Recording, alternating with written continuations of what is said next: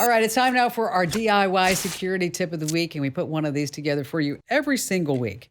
And this week, I thought it would be prudent to talk about all the hackers, the snoops, and the intruders that want to see everything on your phone. Because let's just face it, your phone really is just everything that your computer used to be, but now it's portable and you can carry it all around. So let's start at number one. Use phone tracking apps. Okay, technology can help make it a lot easier to keep tabs on where your device is. You have a number of apps that allow you to track the location. You got mSpy and Life 360, but here's the deal.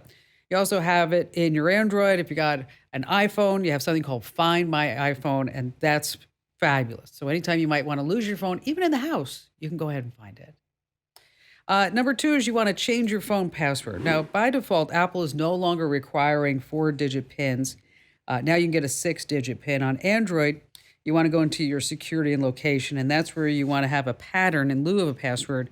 That can be even harder for an intruder to guess. Number three on our list is you turn on guided access on your iPhone or screen pinning on your Android. Here's what it is. Sometimes the most intrusive people on your phone are the people closest to you. That's your kids. So who hasn't handed their phone to a bored child just to keep them entertained?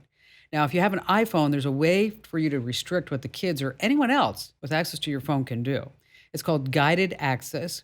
On Android, you can also lock your phone to specific apps with screen pinning.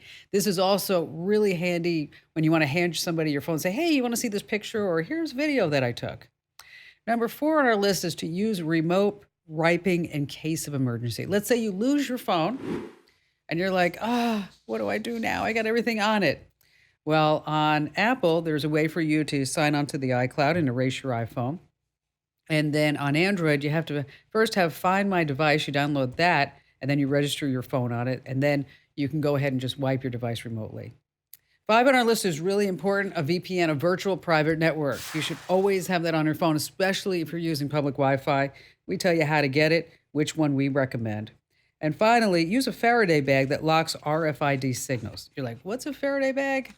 It's a special bag that actually goes back to the origins in electric engineering, but it's applicable to a range of fields from nuclear defenses to digital privacy. And basically what it does is it prevents all the radio waves like cell phone signals. And so if you have it in that bag, nobody can have access to your phone. And in case you're wondering, hey, that sounds really great. How can I learn more? Well, silly, look no further than the official homepage of the Kim Komando Show. That's Komando.com, of course. And when you're there, hit that Show Picks button right on the homepage.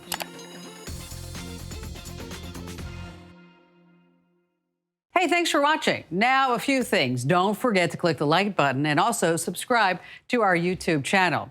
And for more digital know-how, check out all these other great links.